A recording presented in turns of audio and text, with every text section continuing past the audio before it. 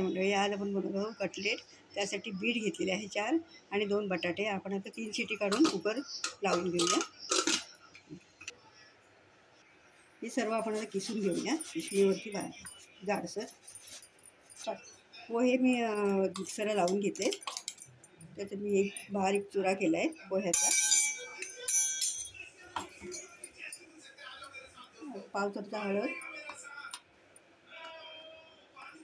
अर्धा चमचा काश्मीरी पावडर, पाव चमचा जिरे पावडर, पाव चमचा धणे पावडर आणि थोडेसे तीळ घालत आहे. आणि या अद्रक लसूणची पेस्ट केली आहे, घालूया. चवीनुसार मीठ घालत आहे आणि आपण हे सगळं मिश्रण आता एकत्र करून घेऊया. कोथिंबीर घालत आहे.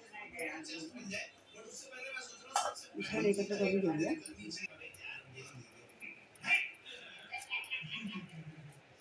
घेऊया असे सारखे जसे आकाराचे हवे तसे करून घ्यायचे.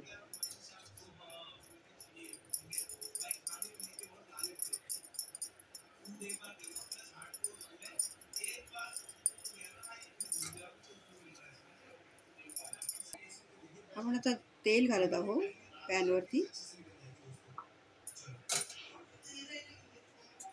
रवा आपण बारीक रवा घेतला आहे, चांगला याला लावून घेऊया.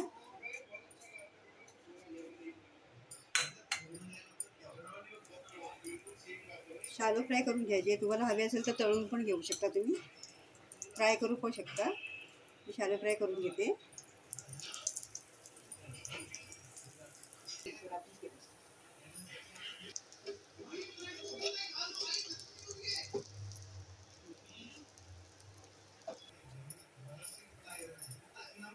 पाहू शकता बीटपासून तयार केलेलं कटलेट. आपण पण करून बघा.